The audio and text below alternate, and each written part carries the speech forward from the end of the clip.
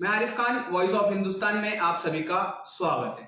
केंद्र मंत्री अनुराग ठाकुर का मुमरा में दौरा रहा। ये केंद्र मंत्री अनुराग ठाकुर है, उसी के साथ स्पोर्ट्स मिनिस्टर भी है। मुमरा में उनका दौरा रहा। मुमरा में आने के बाद पत्रकारों से उनसे कुछ बातचीत हुई। मुमरा के प्लेग्राउंड के लेकर भी उनसे कुछ बातचीत हुई। क्या कहा मुमरा के प्लेग्राउंड को लेकर और मुमरा की राजनीति को लेकर, उन्होंने हमसे कुछ बातचीत भी की है। उसी के बाद जब उनसे पत्रकार ने एक सवाल पूछा, सवाल करने के बाद किस तरीके से उन्होंने अपना मुंह फेर लिया और कुछ जवाब नहीं दिया, किस तरीके की क्या बात हुई। उसके बाद जब वो किस्मत कॉलोनी के गेट पे उनका सत्कार हुआ, किस्मत कॉलोनी के नाके पर ही बीच सड़क पर गाड़ी रोककर उन्होंने अपना सत्कार का जो कबूल किया। सत्कार कबूल करने के बाद किस तरीके से वहां पे ट्रैफिक जाम हो गई। बीच सड़क पर उनकी गाड़ी खड़ी होने से काफी ट्रैफिक भी जाम हुई, कुछ मिनटों तक ट्रैफिक जाम रही। किस तरीके का माहौल रहा और अनुराग ठाकुर से हमारी बातचीत हुई, क्या जानकारी दी अनुराग ठाकुर ने। भाई खामोश, एक मिनट। हाँ, रेडी। सर, मुमरा कौसा के सभी पत्रकारों की तरफ से आपका मुमरा में सबसे प्रथम स्वागत सर। धन्यवाद। काफी अरसे बाद जो है कोई केंद्रीय मंत्री मुमरा पहुंचे हैं। अनुराग ठाकुर पहले ऐसे व्यक्ति है जो पिछले 15 वर्षों में जो है केंद्रीय मंत्री के तौर पर पहुंचे। सर, इस शहर को खेल मैदान की बहुत आवश्यकता है और आप केंद्रीय खेल मंत्री है सर। ठाणे मनपा में हाल ही में आप ही के करीब में खड़े हैं विधायक संजय केलकर जी। इन्होंने ठाणे मनपा में जो भ्रष्टाचार चल रहा है उस पर एक निवेदन दिया है मनपा आयुक्त को और समझ जांच की मांग की है और उसी से यहाँ के खेल मैदानों का रिजर्वेशन भी जुड़ा हुआ है सर। काफी यहाँ पर हेराफेरी की गई है जमीनों की, रिजर्वेशन की।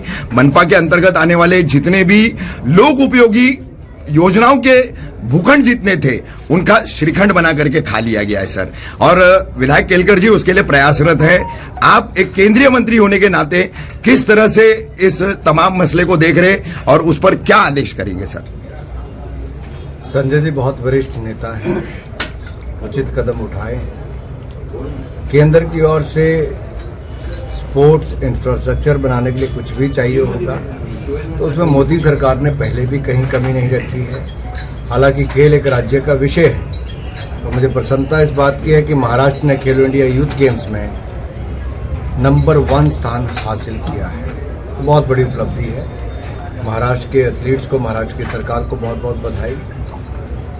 जहाँ तक सुविधाओं की बात है, जो भी हमारे पास ऐसी प्रपोजल्स आएंगी क्योंकि राज्य से ही आती हैं, उनमें केंद्र सरकार ने पहले भी सकारात्मक रुख लिया है, आगे भी लेगा। सर, कल्याण लोकसभा में जिस तरह से आपका दौरा हो रहा है तो आने वाले दिनों में कल्याण लोकसभा में बीजेपी का उम्मीदवार खड़ा हो सकता है, ऐसी चर्चा हो रही है। पहले किसका है सर? सबसे पहले तो बात के जो नई सरकार महाराष्ट्र में बनी है सर, बाला साहब की शिवसेना उनका है बाला साहेब की शिवसेना, बाला साहेबांची शिवसेना। और पिछले 2 चुनाव लड़े तो गठबंधन में हमारे साथ ही लड़े जी, तभी शिवसेना एक थी सर।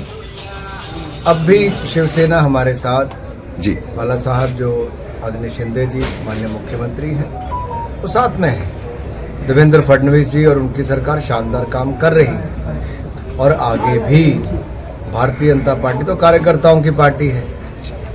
हम तो अपने संगठन को मजबूत करने के लिए सत्ता में रहकर भी, चाहे मंत्री हो या प्रधानमंत्री जी हो, सब लोग बराबर का काम करते हैं।